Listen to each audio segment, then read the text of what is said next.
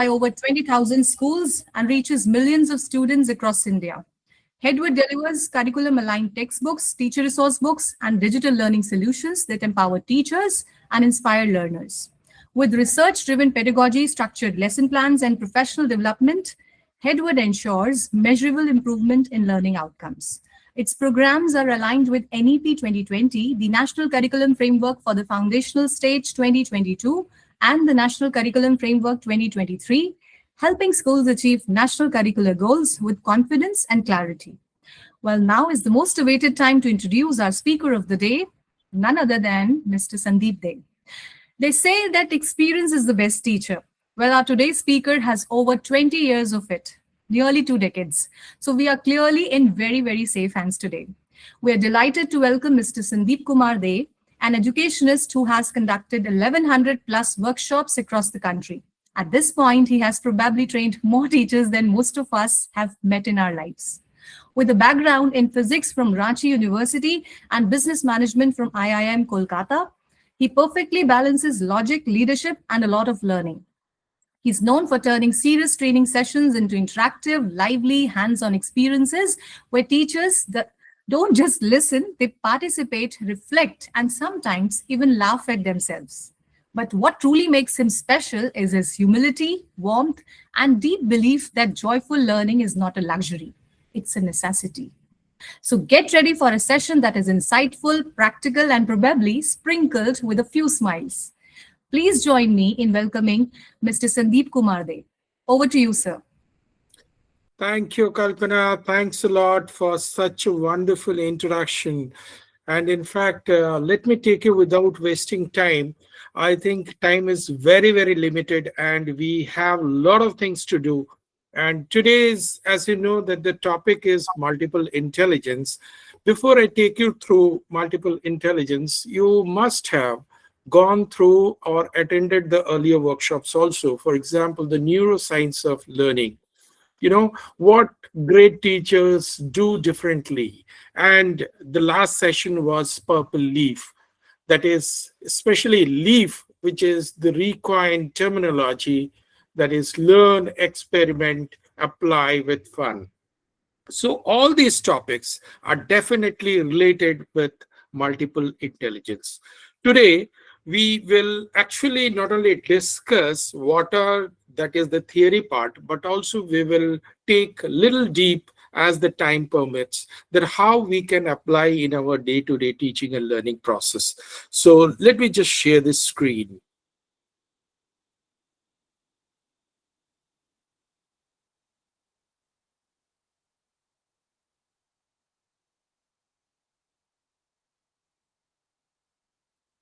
I hope all of you can see the screen. If you can just quickly put your thumbs up or Yes, sir. maybe, thanks, great. Okay, so multiple intelligences, you know, there are lots and lots of topics that we have earlier discussed, but what is the similarity? We will see. See, if you really take some of the skills, for example, visual, spatial, linguistic, interpersonal, intrapersonal, naturalistic, body kinesthetic, logical, mathematical, musical, do we possess all these skills? Well, if you really see, we are blessed with multiple intelligences. But how many times, where do we use, how do we use, that matters. So before I get into the details, let me ask a quick question, that who introduced the concept of multiple intelligences? Quickly, if you can answer in your chat box, or you can open your mic and answer.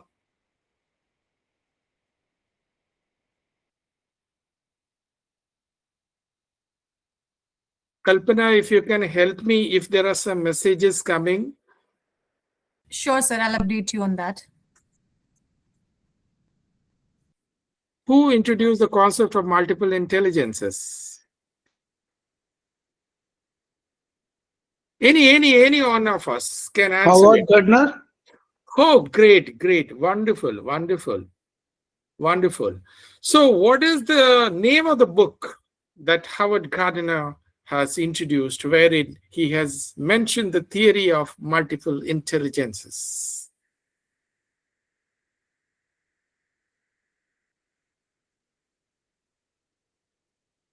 And the next question is MI really helpful in our day-to-day teaching learning process? Well, without wasting time, Howard Gardner, the famous psychologist and professor at Harvard University, he actually introduced for the first time in 1983 in his book, Frames of Mind. And today, after 1983, he first, that means this book actually was highlighted in the year 1993. And this has become really, really famous. And if you see today's 21st century skills or maybe holistic learning, maybe there is a strong correlation. Or even if we talk about the neurosciences of learning, each and every topic or the skills are correlated. So the theory of multiple intelligences and its potential application in school education, we will just go through, even how it is getting utilized in coaching and workplace. High grades are seen to be the evidence of intelligence. But what about other strengths or aptitudes for careers? Or what intelligence is itself? What is intelligence? Can somebody answer? What is intelligence?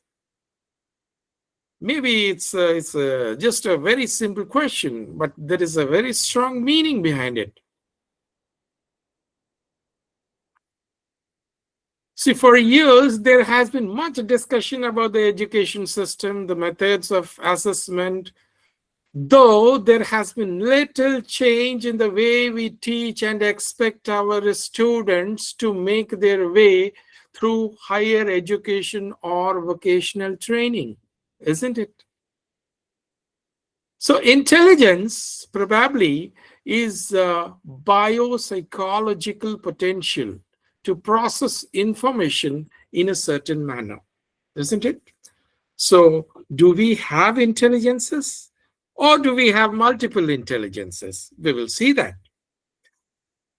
We will discuss first the theory of multiple intelligences by Gardner and how it can be applied to the education system and the workplace so that we are able to prepare the young learners for future careers, and also how creative methods could make a big difference to learning and even in workplace.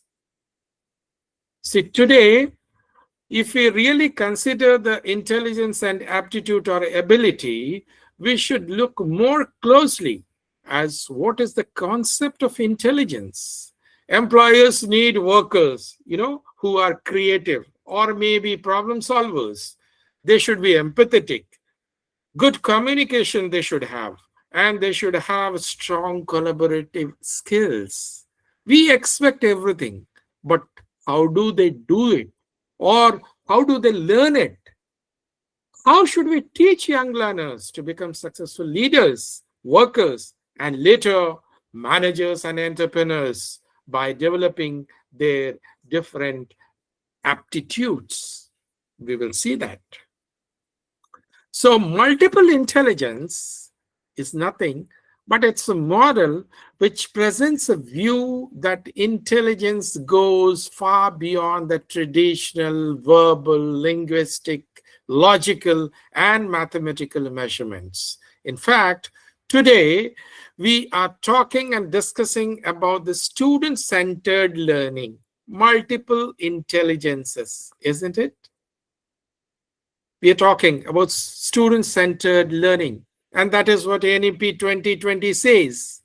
Even we are talking about multiple intelligences that is being integrated in all the books by all the publications. But how do we apply it? Theory is one side and application is on the other side. So if this thinking can be incorporated in schools and really in teaching, we can make a big difference. We can really create a big difference that young students can be appreciated, developed. They can be motivated. The idea of multiple intelligences come out of psychology, isn't it?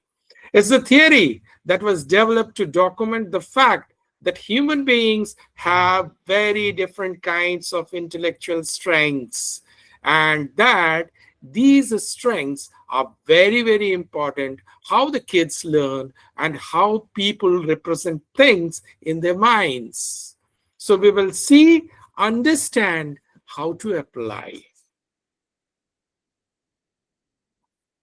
Now comes the theory of multiple intelligences. In the very first slide, you have seen that how multiple intelligences are related, maybe with linguistic, mathematical, naturalistic, interpersonal, intrapersonal, and so on. In fact, as per Gardner, he said that there are 8 frames of intelligence, but there is a 9th one as well. We will see that. The first one is verbal linguistic intelligence. So as you can see, it is on the extreme right hand side. Here it is written word smart. So well-developed verbal skills and sensitivity to sounds, meanings, and rhythms of words. Can you quickly give an example? Who can be a best example of verbal linguistic intelligence? Can anybody quickly? Quickly. Can anybody name it? Any names?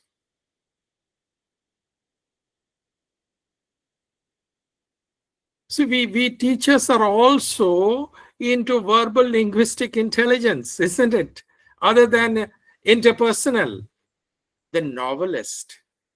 So what novelist does? They develop verbal skills. They develop the sensitivity, like creating or writing a poem or a story. So that is how a linguistic skill needs to be developed. Then comes the second one, that is logical and mathematical intelligence. So what is it? Ability to think conceptually, abstractly, and the capacity to discern the logical and numerical patterns. For example, the engineers. Then comes the spatial or visual intelligence. Visual intelligence is what? The capacity to think in images, pictures, visualize accurately and abstractly, isn't it? So we have our architects, right?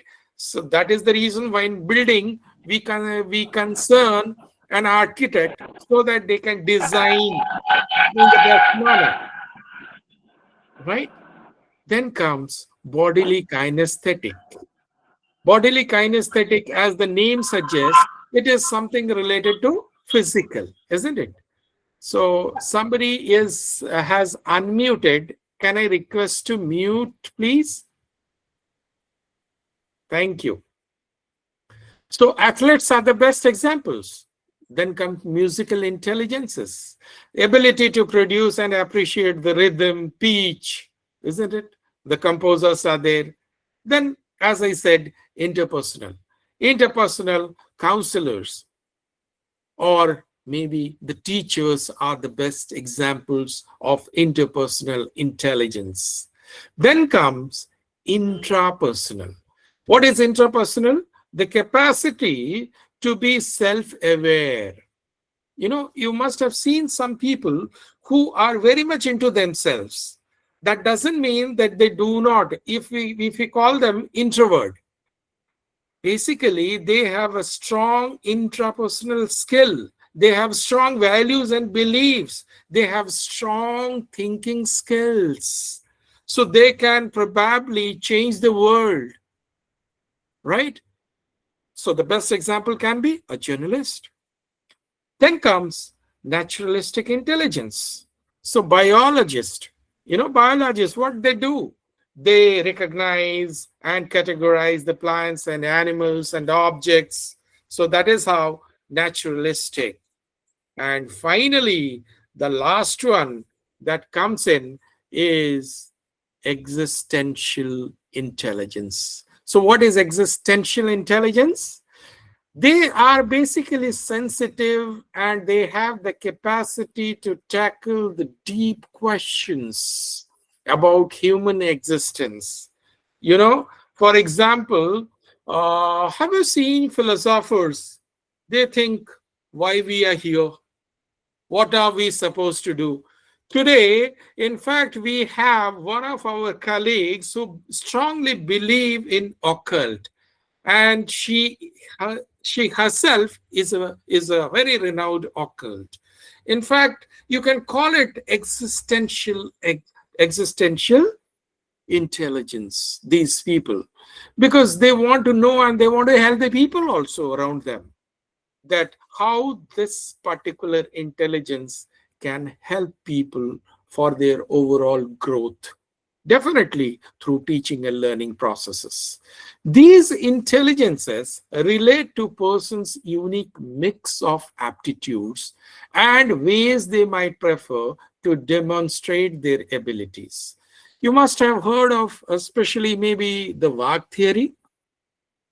So quickly, can somebody say what is the VARK theory? VARK. VARK. You can quickly mention in the chat box. Okay, if has it come? If it has not come, it is visual, auditory, and reading, writing, and finally K is for kinesthetic. This was actually started by the famous scientist or educationist Fleming. You know, after multiple intelligence only, this was introduced. Maybe the VARK theory or the holistic learning, or maybe even the 21st century skills. So all these skills, the idea actually came from multiple intelligences. So now let's experience the application of multiple intelligences, because knowing the theory is different. If there is no application, then there is no meaning of reading or understanding the theory. So by now, I hope you have understood at least the theory part of multiple intelligences. So if you have understood quickly, can I expect a thumbs up, thumbs up, thumbs up?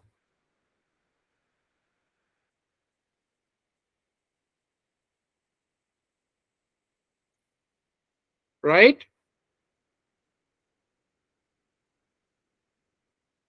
Wonderful, wonderful, wonderful. Thank you, thank you, thank you. Okay. So now how to promote these intelligences, or how we are going to take this multiple intelligences in our real classroom? How are you going to teach them? Because we are blessed not with one intelligence. We are definitely blessed with much more than two intelligences. May not be all the 8, but at least more than 3, 4. So let's see. First, let me quote or start with an example, that is linguistic intelligence. So linguistic intelligence is what? This is the learning style. We have already discussed words and language. It is related to words and language. So how can you help the child improve the linguistic intelligence? Maybe you can start with the word chain game, or the methods of assessment, peer editing of papers, right? Give a presentation, speech, list of strengths and weaknesses of a product, write a speech, write copy for marketing a product, maybe in the long term, then conducting an interview, and so on, right? So actually, these intelligences we need to. Now, one question arises: if there are 8 to 9 multiple intelligences grouped together, now can you imagine, is it possible to teach all the intelligences together? We will see that also, how it helps. Okay.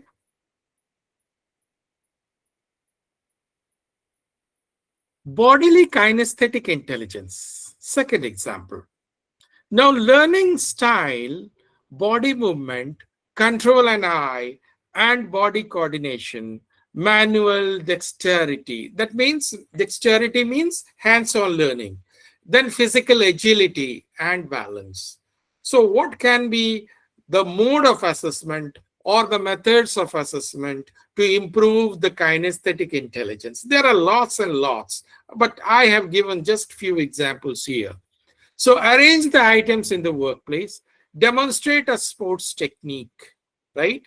And then designing a display, prepare samples for magnification and tasting, put them together into a model, certain types of sport maybe. So let us first now see whatever we have studied now, a quick video on it.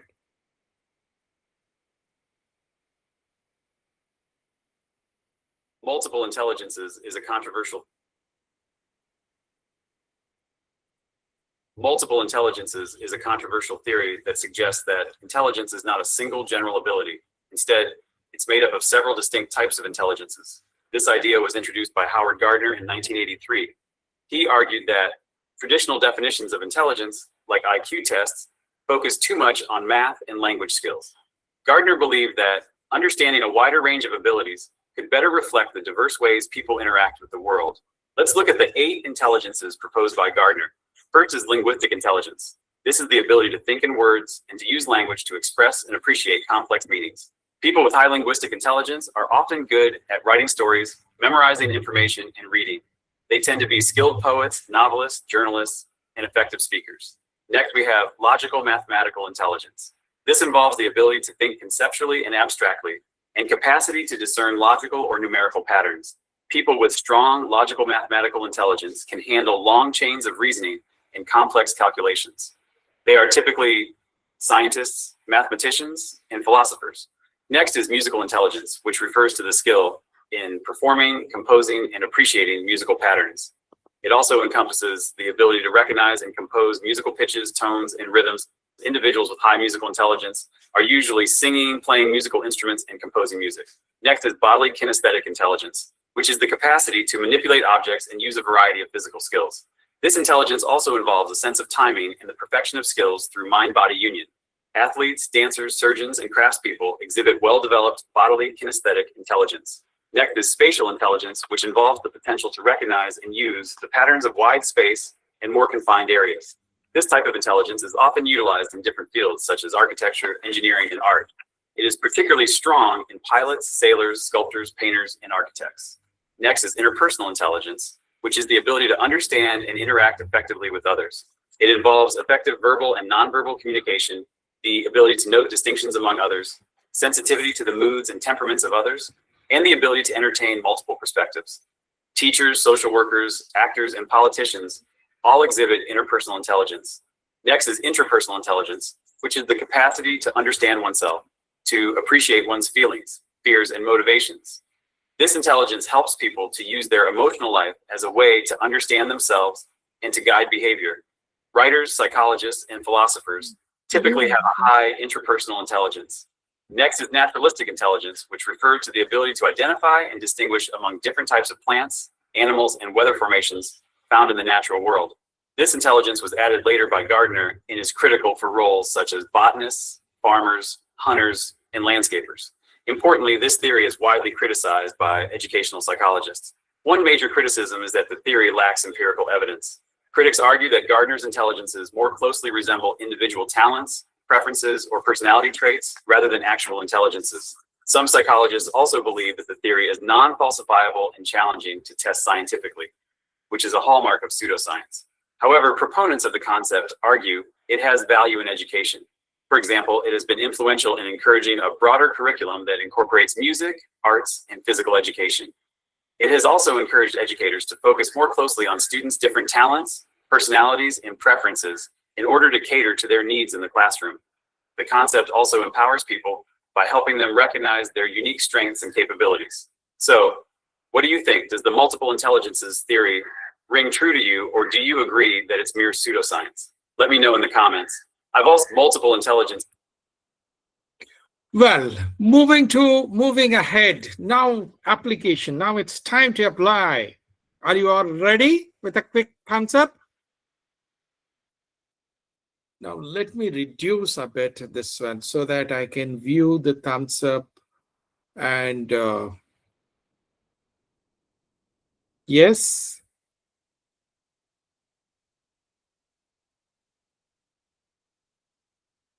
All right. I think Mr. Bint Lamba has raised hand. If you have any questions, most welcome.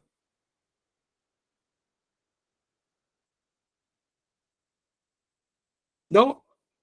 Okay, thank you. So here comes the question. Logical mathematical intelligence, right? I hope all of you can see the string. A bat and a ball together cost, although this is a mathematical question, but again, I guess any English teacher can also solve it. A bat and a ball cost together 110 rupees. The bat cost 100 more than the ball. How much does the ball cost? Take a moment and think over it. I hope the question is clear. So quickly in the chat box, can you share the answer?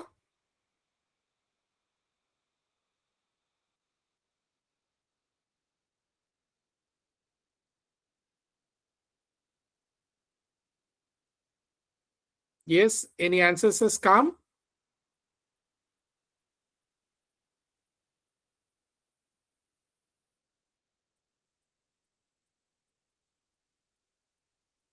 Any answer in the chat box? Not yet, sir. We are still waiting. Okay, great. See, there is nothing right or wrong. We have just come here to learn, isn't it? There is no harm in trying.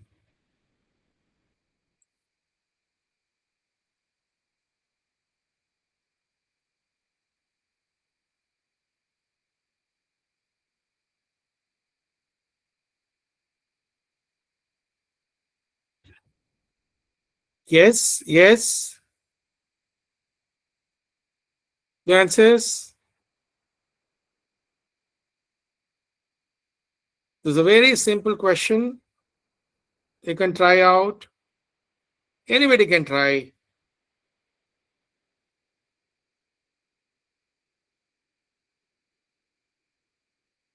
All right. So let me show the answer. Everybody was expecting probably 10, isn't it? 100 minus 10. So the bat cost is X plus 100. If we consider the ball's cost to be X, so this is how put together X plus 100 is equal to 110. Combine the terms and we get the cost of ball is rupees 5. Moving to the next one. Special visual intelligence. How many of you play this cube game? Have you played the dice cube game? Anybody?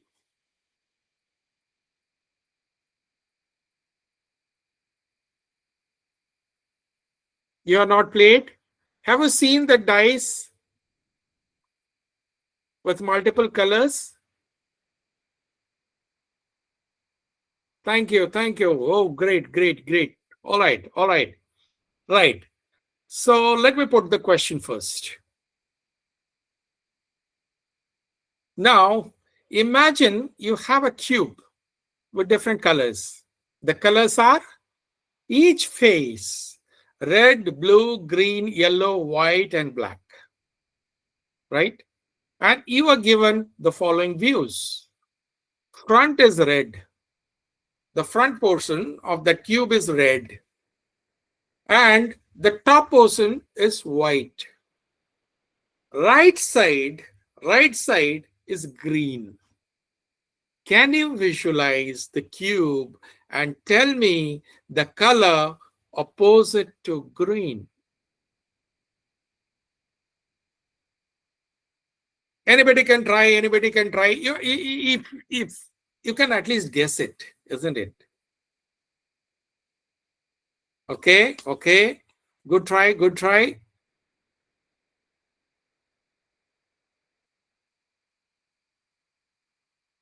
More answers, quickly, quickly, quickly.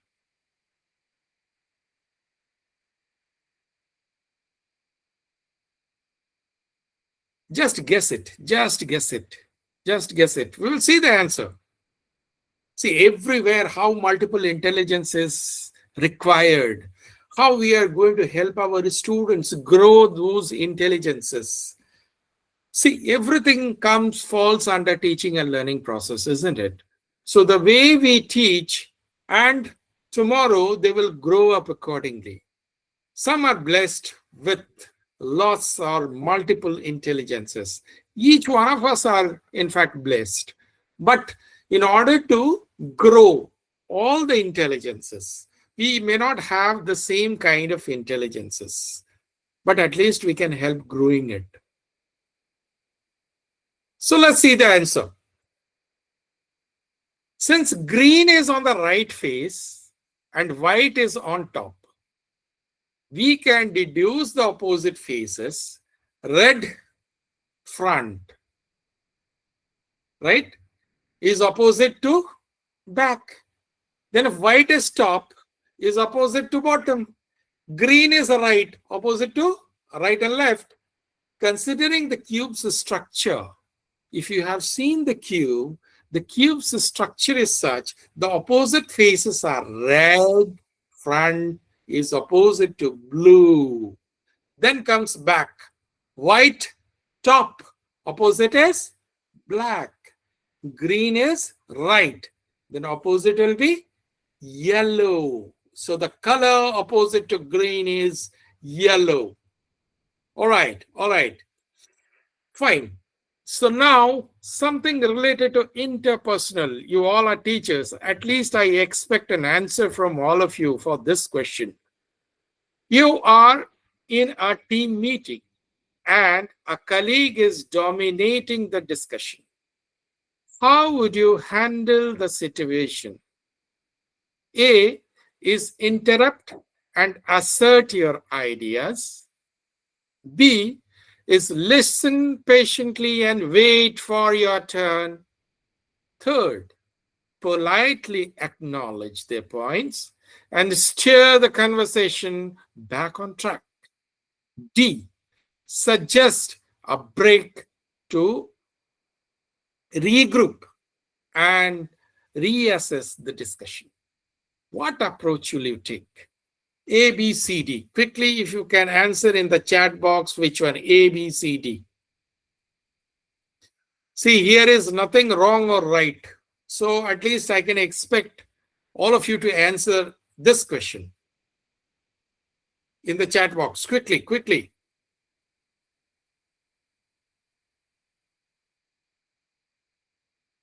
Oh, wonderful, wonderful.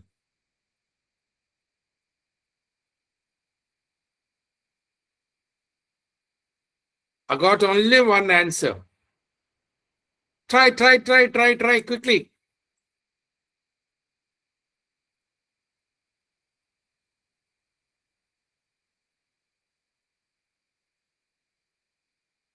Wonderful. Dolka sir, B. Dolka. B. All right, all right. Few more answers. Then definitely we will discuss it.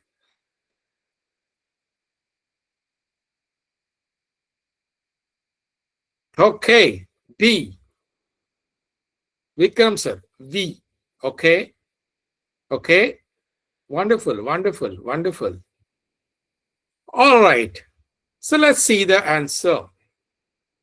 We are talking about interpersonal intelligence, isn't it? Interpersonal means we have seen that how we are going to handle the team and what kind of, how we are able to bond So the first part, interrupt and assert. Definitely nobody is going to choose this.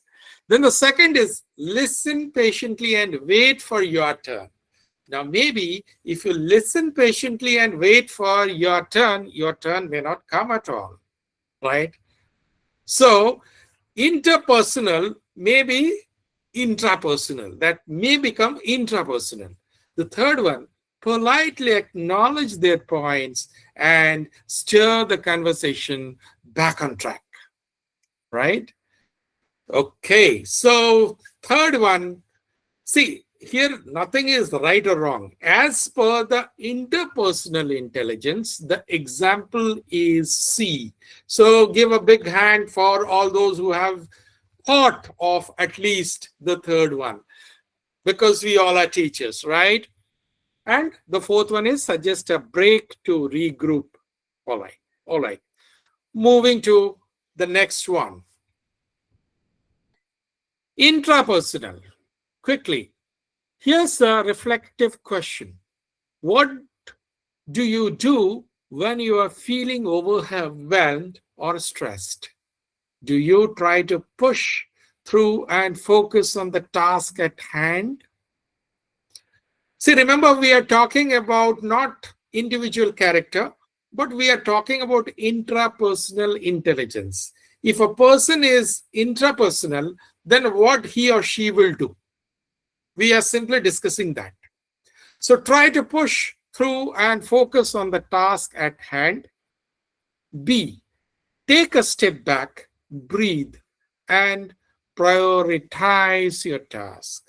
C is talk to someone about how you are feeling. Engage in a relaxing activity to calm your mind. Yes. A, B, C, D. Quickly. Oh, Ramakrishna has given B. Any other answers maybe I have missed out? Okay. Great. Few more answers. All right. Remember, this is intrapersonal. All right. So probably I need to, if a concept is not coming, okay. Dr. William says D. Wonderful. So maybe if the children have not understood the concept, then what do we need to do? We need to reteach. Yes? How many of you say reteach? Thumbs up, please. Okay, reteach. Okay. So reteach in similar manner? Or we need to find out a different way out so that the students understand.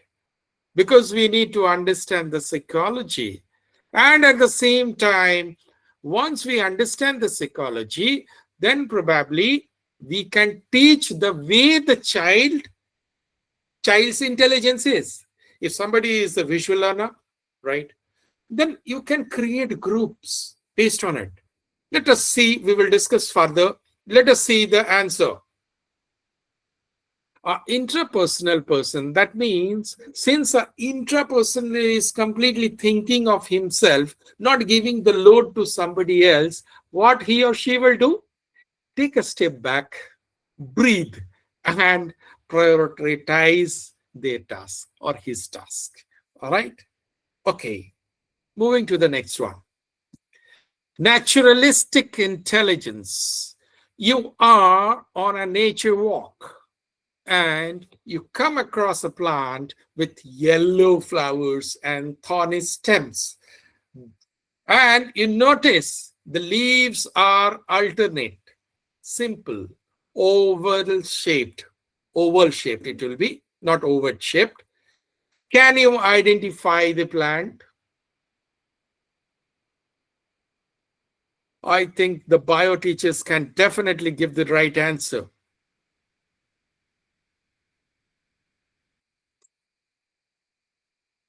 No answers? No answers? Okay, guess it. You want to see the question once again?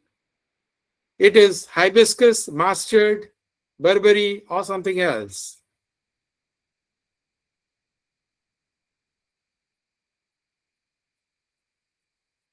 Okay, okay. Good guess, good guess. All right. All right, fine. This is basically mastered because you see the flowers are yellow of a mustard seed, isn't it? These are flowers with yellow flowers, it says. All right, good try. Wonderful, wonderful. Pat your back yourself. So now let's see how this MI is supporting a holistic approach. Okay. How MI is support? Let me make it a big full screen. How MI supports the holistic approach?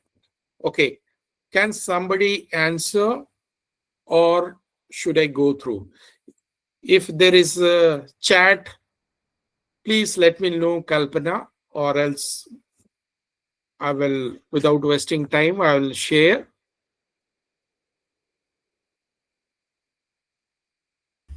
So far, nothing is there on the chat window, sir. You may proceed. Okay, thank you. Thanks a lot.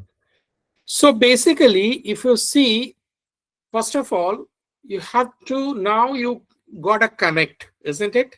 This MI is related with whether it is 21st century skills or holistic approach of learning. Today, we are talking about HPC, holistic progress card. Everywhere, we are talking about multiple intelligences only. We are talking about physical, we are talking about cognitive, we are talking about linguistic, isn't it?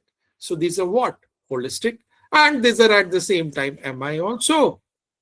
So multiple intelligences theory provides the framework for holistic approach to education by recognizing the diverse cognitive strengths, moving beyond the traditional IQ to nurture the whole person. How?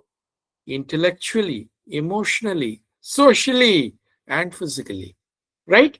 So creating a personalized learning that connects with real life and develops well-rounded individuals rather than just academic achievers. Right? Moving to the next one. Now comes that how it is broadening. Now, how this holistic approach maybe can be incorporated in different areas. So first, it helps in broadening the definition or broadens the definition of intelligence. What it does, it broadens the definition of intelligence. How? MI moves beyond a single IQ score to value even the skills related to music, skills related to movement, skills related to maybe social understanding, self-awareness, nature, isn't it? So these are what? Aligning with the holistic goals of developing the whole child. Second, personalized learning or personalizes learning. What it does, by identifying the student's strength. Suppose I identify that the child's strength is personalized learning. Now, by identifying this, example, maybe musical, personalized can be anything, isn't it? It can be musical, it can be kinesthetic. Educators can design activities. What kind of activities? Maybe role playing, songs. See, right from childhood, especially you have seen in pre-primary, we start with different rhymes, maybe in the song form, right? So these help the child in personalized learning. Then comes integrating the different life aspects. Here, MI connects the different academic subjects in the real world. Now, if you see whether it is maths or science, even literature, these are what? These subjects are integrating with the real world, real life situations or real life applications. So what can we do? We can use the nature of science, we can use the music, we can use them to feel, isn't it? Making learning relevant and fostering a holistic view of knowledge and the world. Fourth, develop social emotional skills. In this, interpersonal skills may be understanding others, and intrapersonal, that means self-awareness intelligences, these are the two key components in social emotional, right? So directly supporting holistic development by building what? Empathy. That is what everywhere, even in school, we are trying to teach the child. Be empathetic, not sympathetic, right? So self-management and healthy relationship. And then comes fosters holistic outcomes. How can we do it? When combined AMI and holistic education aim to produce the graduates who are not just smart, but emotionally intelligent, collaborative, creative, and connected with the community and environment. So today, what we are doing, we are trying to connect everybody with the environment also. We are actually trying to impose the 21st century skills also, right? And we are giving lots and lots of focus on creativity, critical thinking, collaborative communication, isn't it? So how does multiple intelligence promote this 21st century learners, or maybe how can we make it learner-centric approach? Multiple intelligence can promote a 21st century learner-centered approach in several ways. Like the first one you have seen, personalized learning. Here we call it individualized learning. In individualized learning, what happens? Multiple intelligence recognize that each student has unique strength, isn't it? We believe that each child has a unique strength. Similarly, we also believe we are blessed with some or the other unique strength. And learning preferences. So by incorporating MI into instruction, teachers can tailor learning experiences to match the individual student's needs, where the child's need is, or interest is, or the ability of the child is. This individualization promotes a learner-centric approach, isn't it? Then comes the student engagement. Student engagement and motivation. Today, motivation is the key factor. And multiple intelligence provide opportunities for students to engage in learning activities that align with their preferred intelligence. And they become more engaged and motivated. And that is where we use various methodologies, for example, Ple method, or here we are talking about the child-centric approach. Then comes the self-directed and reflective learning. Here also, by recognizing and nurturing the different intelligence, students can develop a deeper understanding of their own learning styles, right? First, the teacher is helping, identifying through observation, and you are helping the child also to recognize his or her preference. They become more self-aware, reflective, and able to advocate their own learning needs. Then comes collaboration and cooperative learning. This we have already discussed. Multiple intelligence highlights the importance of what? Both, that is interpersonal. Here, primarily interpersonal intelligence. Then, of course, critical thinking and problem solving. You have seen lots of examples. And flexibility and adaptability, this is very, very important. Multiple intelligence recognize that individuals have different strengths and intelligence that can be applied in various contexts. So we need to be flexible. We need to see the child's need and then adapt a strategy to help the child learn better, or integrate that particular method in their mind. Okay. And then comes today the biggest challenge is integration of technology. So in this 21st century, technology plays a very, very crucial role, isn't it? And MI can be leveraged to incorporate the technology and digital tools that align with the different intelligences, because you cannot get away the mobile phone from the child. So what can a parent or a child do? This enables the student to access information, create digital content, collaborate online, and develop digital literacy skills. A learner-centered approach based on multiple intelligence embraces the technology as a powerful tool for learning and expression, isn't it? So that is how, if you see whether it is holistic, if you see it as 21st century skills, if we talk about, let's say, learner-centered approach, each and everything is correlated. All right. So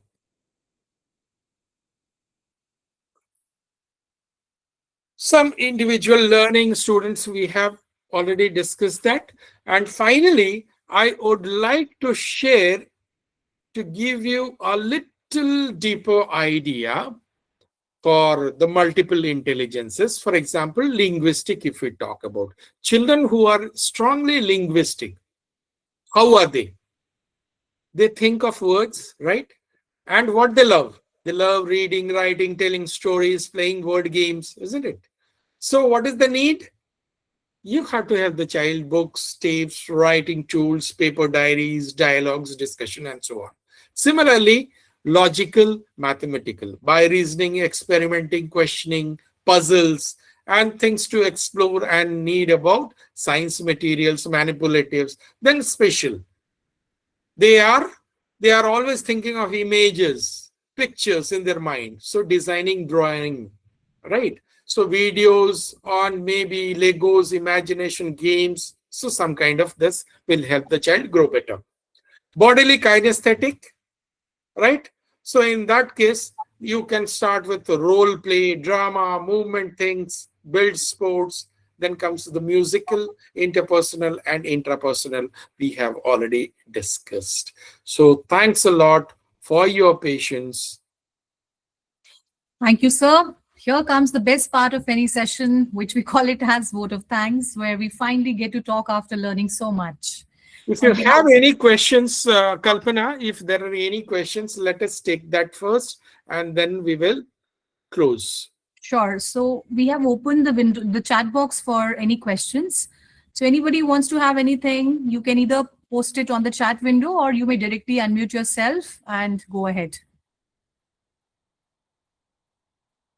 If I have missed out any question in the chat box, please let me know. Sure, sir. I think people are overboarded also because we have, it's already 5. So I think it's good to close the call here. Thank you. So, yeah, thank you, sir. On behalf of everyone present here, I would like to extend our heartfelt thanks to Mr. 𝗠𝘂𝗹𝗁 for such an engaging and enlightening session on multiple intelligences. Sir, the way you simplified such a powerful session on multiple intelligence made us reflect, laugh, and learn at the same time, which was truly, truly remarkable. After today, we will never look at our classrooms or our students in the same way again. A big thank you to all the participants as well. Your enthusiasm, responses, and active involvement made this webinar lively and meaningful. A session becomes successful not just because of the speaker, but because of the wonderful audience. That goes without saying. And today's audience was simply fantastic. Thank you everyone for your time, energy, and willingness to learn. Looking forward to have many more such insightful sessions together. Have a very nice day, everyone. Take care. Bye-bye. Thank you. Thanks a lot. Good day. And happy teaching.